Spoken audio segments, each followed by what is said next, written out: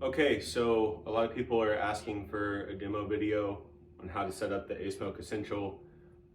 I got my box a few days ago, finally had a chance to open it up and try and get it together. Hopefully this video helps. I'll be making a couple edits along the way to try and make things more clear.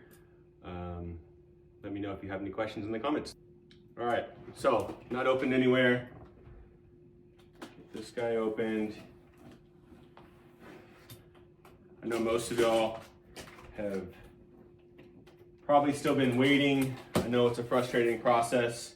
I remember being really frustrated on my first Kickstarter. It can be really frustrating. I know that it's not a fun process. Hopefully your order does come to you pretty soon.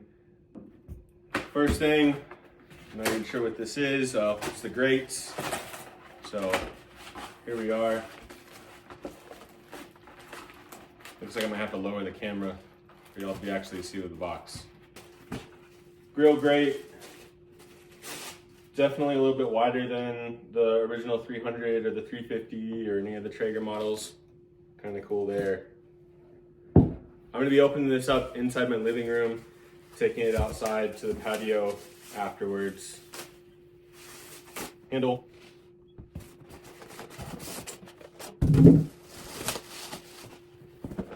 Get this guy out of here. There we go. Yeah, I'd say it's a little bit lighter than the last models. That's pretty cool. And that's literally everything that's in the box. So, yeah, no instruction manual. Shame on you, Asmoke. All right, looks like there are some things inside the chamber. Pop those open. It's gonna be top heavy, pull back. Put this in there. Set this aside. Just trying to get all tightening out to start. Your plate. Looks decent. Definitely a little bit different setup compared to previous models. Let's see what these boxes have inside. Some probes. The steam tray. So it's like the flame pot accessory. Definitely just covered in oil. It's all over my hands. Make sure y'all burn that stuff off. So I would recommend even having a towel as you're opening this stuff out. That's the worst I've ever seen. Not a big deal, just kind of weird. I've never seen anything that like greasy. It's like maybe some legs, screws, washers, bolts. I mean, there's just oil even inside the box. Probably, yeah, you can kind of see it with the light there. It's just way too much oil. Kind of weird if they would do that, but I mean, you got to burn that stuff off either way, so at least I guess making it super obvious that you need to do that is a good thing. Trying to be an optimist here. This is just gross.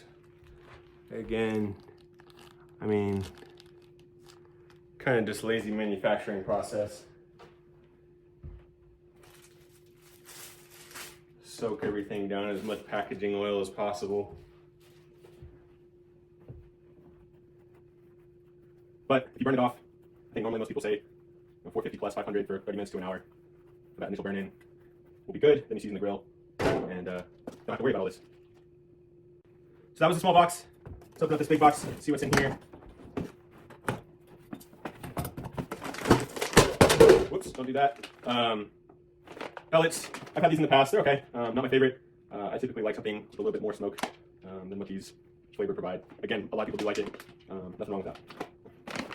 Pick up what we lost over here. Looks like the hopper. This looks like the small hopper, which I believe in the survey I asked for the 8-pound hopper. I don't know if those are going to come later. That's been kind of a question mark. But again, people have only just now started receiving their units this week, so I'm assuming there will be more in the future. Here's a feeder for the hopper. The top rack for things you don't want directly on the grates. Looks like some paneling accessories that'll be going on there. What we have in here. Here's one of the batteries. Pretty small battery, pretty light. Charging cable, just USB-C. That's awesome because most people have a million of those laying around at this point. Here's that under tray. Holds the, catches the ash and then also holds that steam tray. So that looks like that slides in and out pretty resistance free. That's nice. And then another part. Not sure what that is just yet. And that's everything that's in the big box. So this is literally everything that's in the box. Yeah, no instructions, so that's a weird thing to kind of omit. I know that they sent out a video, but I mean, it's just not hard to send out a piece of paper. Or even like a PDF in one of the emails would have been good. So I know there's probably a instruction video that I've heard a lot of people complaining about, so I'll have to run through that real quick as I start assembling this. I'm gonna go ahead and just wipe all the excess oil off just to start before I do a burn off. And so I'm pretty sure that these are like the legs. So those aren't really gonna get much of like a heat exposure. So they're still pretty greasy. So we'll go ahead and get that stuff burnt off or wiped off before we get everything built. Definitely recommend just having a rag to wipe off all this stuff when you first get your package and start putting it together. Really weird. This is not how any of my experiences with Asmoke or any other pellet grill have ever been, so I'm not sure what happened there. Okay, so after watching the assembly video, I agree, it's pretty bad. Mine couldn't even play sound on my iPad, on the TV, on my phone, so I'm not sure if that was my problem or if that was a problem with the Google Drive video, but that's, again, pretty bad. But from what I can tell, the silver screws go inside the legs. We have 5 longer black screws. They're gonna go on the ashtray assembly. And then we're gonna have 4 medium length screws. They go inside the handle along with the washers and the 3M adhesive pads. And then there's 2 small screws. They're gonna go to the hopper assembly. I'm gonna set those down here because we're gonna do that last. But yeah, so that's kind of what I would say is try and understand what's going where first. So what we're gonna do is we take this, the unit itself is upside down right now. This part with the lip and then this part with the hole, this is where the ashtray is gonna slide in. Obviously we're gonna want that facing the front, which this is the front. So we're gonna set that on here, and there's 5 points. There's 1 in the back, there's 2 here, and 2 here, where you're gonna use those 5 screws to drill it in. So I'm gonna go ahead and get my screwdriver and get those screwed in. Okay, so now we have the ashtray and little steam pot screwed in. I have this slid in, probably better to take it out to be honest. Now we're gonna go ahead and attach the feet. And it looks like these things line up. There's a little silver part right here that's gonna poke into a hole. And then this will be, this is the bottom, what screws in. So, see if we can line that up good.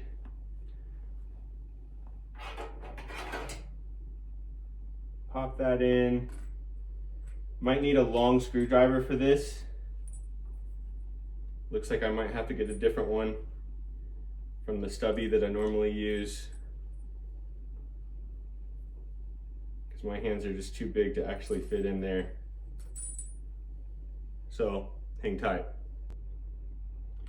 One thing that I'd like to point out that I wish I would have, or I wish Asmoke would have done with these feet is have some type of rubber or non-slip surface on the bottom of these feet. Since this is a portable unit, you know, you're probably gonna be putting this on some kind of makeshift or folding table. So I think that having something that would have had a non-slip surface, just like most of the other grills out there have, would have been ideal. All right, so those are all screwed on nice and tight, not going anywhere. Of course, the tray can slide in and out. We'll now flip this over,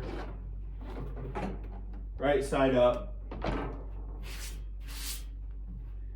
and go ahead and install the handle, which the handle, you'll see has these 4 screw points.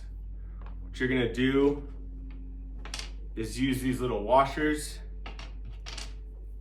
and these adhesives to stick in between. And then once you open this up, it goes on here. So it'll be on there like so with the adhesives and the washers, and then you'll screw it in from this side with the grip on the left side. And you're gonna take these medium length screws, there's only 4 of them, and you're gonna put them through each one of those points, right? And that will be how you attach the handle to the lid. So I'll go ahead and get that done now by taking these adhesive pads, stick it on there.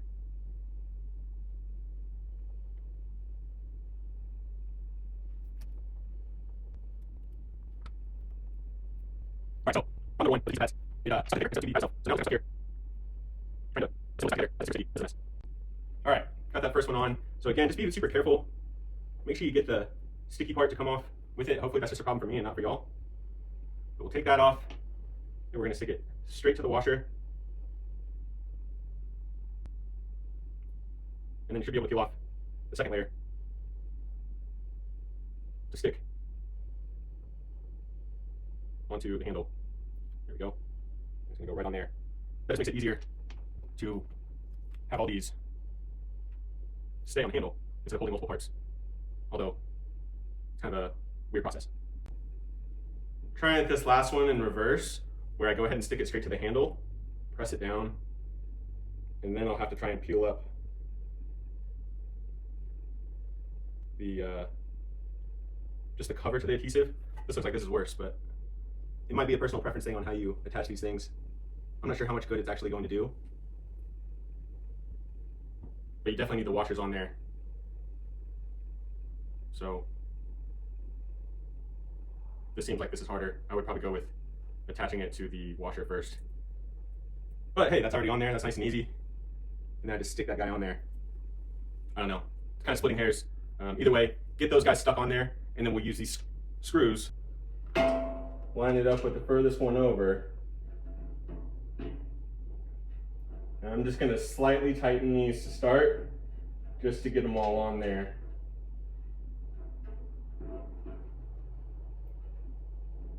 There's one.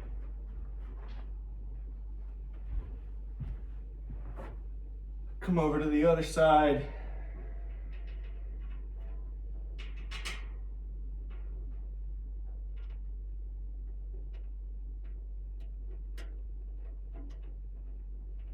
That one in there. And just repeat that process for 2 more in the middle. What I will say is having a ratcheting screwdriver might be a little bit easier for some people, especially after you get it started. Then it's just super easy to tighten up and not over tighten these screws.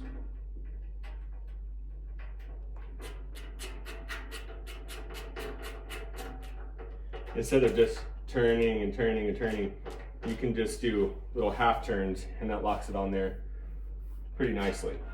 All right, next you're gonna have this little small attachment plate that goes to the hopper assembly and the 2 smallest screws. You're gonna take this, you're gonna set it on top where you can see the angle is coming out away from the box, and you'll just get those screwed in next. Slide it in.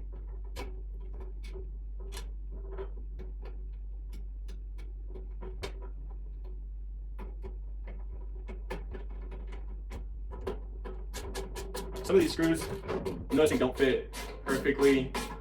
Pre-drilled holes are maybe a little small, but they do bite in after a second, so that's not the worst thing. And then the hopper, I believe, goes on this side. Okay, so once you have that screwed in to the back side of the hopper, you'll take this assembly side, you're gonna drop it in to where these 2 push holes can pop through right here. So line these up, and it has to slide in, and you'll see it locks in right there.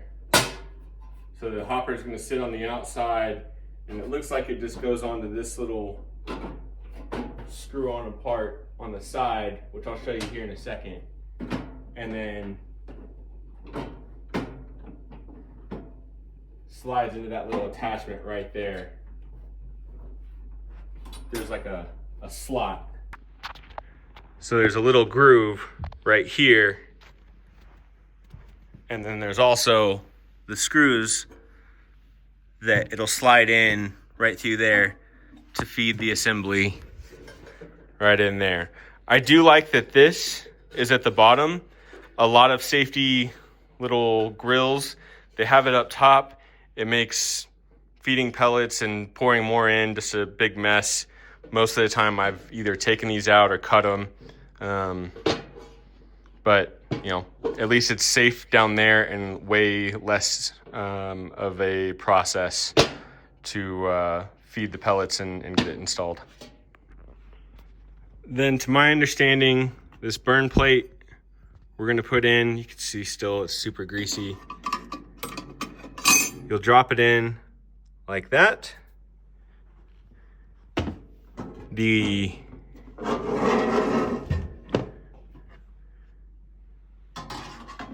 steam plate will go in just like that. Your sear plate, you're gonna want that little lip to catch in there. This will be able to slide from side to side.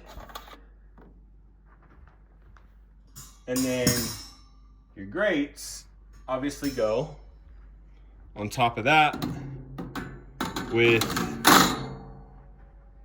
the bars down. Hopefully I don't have to explain that to y'all. And then this guy, you have hooked in, lay it down.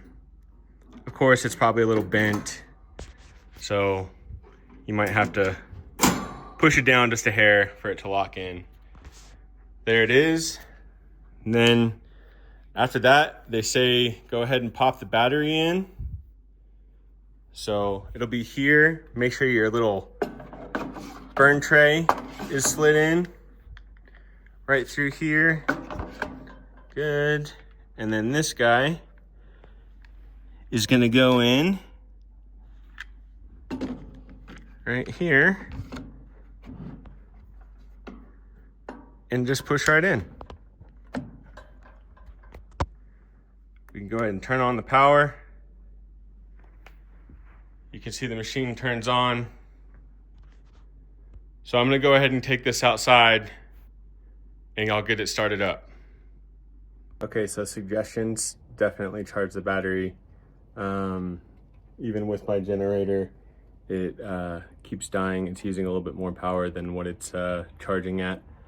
So a dead battery isn't gonna get you very far. So charge it and then you can go through the startup process. All right, as you can tell, I don't have a huge setup, but I've got some fun toys with the Blackstone, a Ninja oven with wood fire, and then now this is replacing the 300.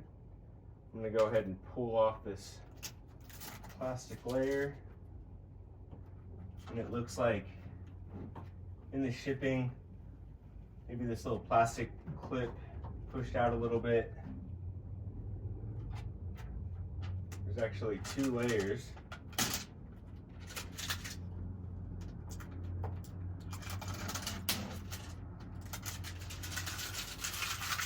But there you have it for the assembly. I'm gonna go ahead and download the app, update the firmware, and then we'll go ahead through a burn off. Now it's asking me to add a device. I did hear my grill beeping just now. I'll allow all that, grant all that. It's found it. Connect. Allow. Okay, I'm gonna type in my network information real quick. Okay, so we need to update.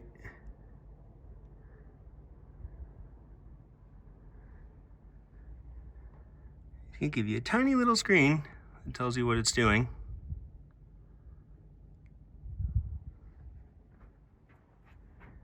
We'll go through all that. I have it charging on this. I kind of wanted to see how much power it's using, but since it's not really doing anything besides connecting to the Wi-Fi right now, it's not showing the watts it's pulling.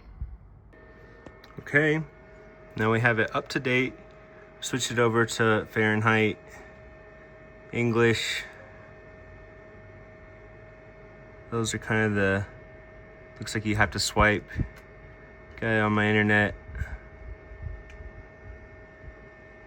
Scroll through different little options. It says rotate knob. That's gonna set the different temperature. All the way down to 175, all the way up to 500.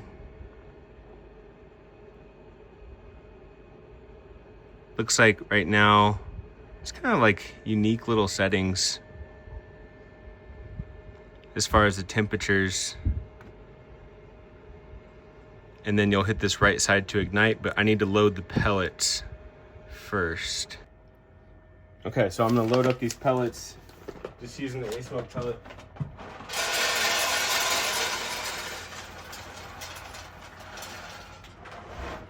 For this initial burn in.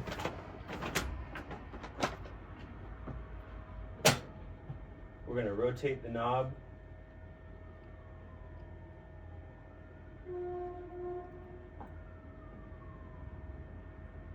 And we can now see it's starting to warm up. And I'll even check.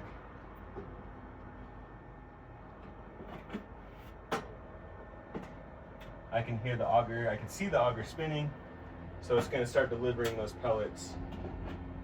I'm gonna leave this off until I see the pellets actually fall in.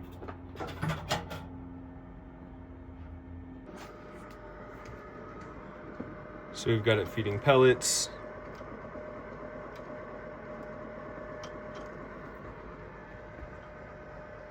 I've got it going up to 375 for this burn off. I do have it hooked up to this guy, and so far it doesn't say it's using any wattage, which means it's not charging. Maybe I need to get a different cable. But as you can see, even with the low battery, it's delivering. So what I would recommend is you charging the battery while you're getting all this assembled, and then you won't have a dead battery. Good amount of smoke. Fan's really blowing. That's normally a sign that it's about to ignite. Starting to hear that jet engine sound.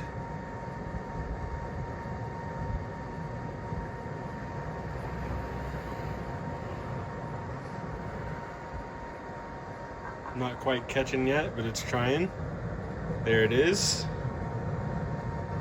You can see as soon as the flame starts, the smoke will really thin out. So there it is.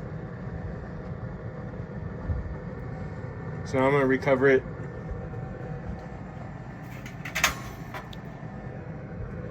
Slide this on. That gets hot quick. Hot. Use gloves. Don't burn yourself. Don't say I didn't tell you so. Slide this guy right on there. You can see you get a pretty good flame. I bet you that's a lot of the oil burning. And I'm sure that's why we're getting a lot of temperature swings right now with people on startups, is just burning off that oil, which you really need to do because you don't want to be cooking your food on those things. So it's set to 390. It thinks I'm cooking chicken right now. I don't really love these follow the recipes, but I think it can help some people for sure. Also noticing this says 100 Celsius and then Fahrenheit. Oh, now it switched over. Look at that. I pointed it out and it switched. So we'll check and see how these swings go. I'm gonna go ahead and close the lid now that we have a flame. Okay, so the fan and the auger just chilled out a little bit. And now it's starting to kind of kick on and off. At 10 degrees before, there's the 383.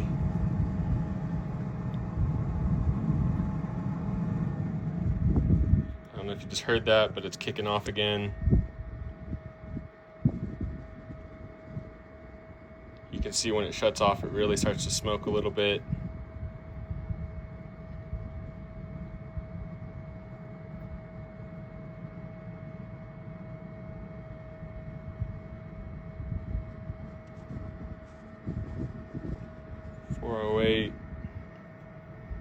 We're 10, we're 20 degrees over, starting to cool off a little bit.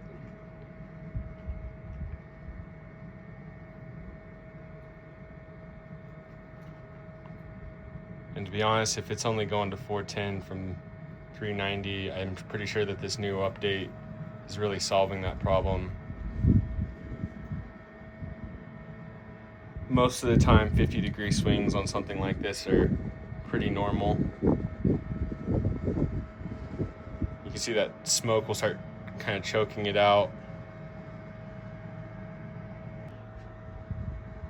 Really staying pretty stable for the last bit right here at this 410. If I wanted to, I would just open it to help it cool off a little faster. So now that it's dropped to 390, the fan is just kind of kicking on, kicking off, and really trying to do its best to hang out at that normal 390 temperature.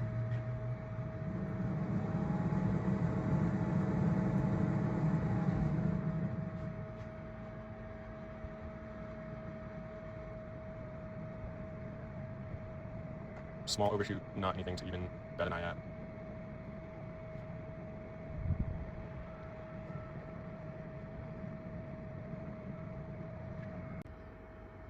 So it's been about 10 minutes and it's hanging out right in the right temperature range.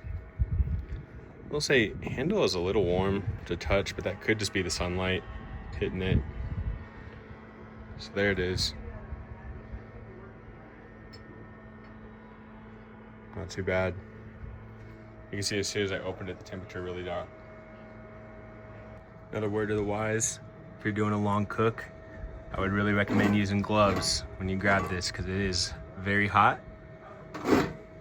So don't want you to get burned. All right, and so that's the entire video of the assembly as well as the startup for the Asmoke Essential. Thanks for watching. If you have any questions, I will do my best to answer. Not a huge social media person, but I do want to try and help out. In my experience, once you are able to charge the battery first and then do the update, everything else was super simple. Just making sure that you don't have those hiccups like I did. Had the battery die while I was trying to do the initial burn off. Ended up not being a huge issue, just had to stop and charge the battery. Use the cable that it came with. If you're not going to use the cable that it comes with, use another high quality USB-C Thunderbolt cable that is able to transfer enough energy. The first cable that I tried to use was not carrying enough of a charge to keep the battery going.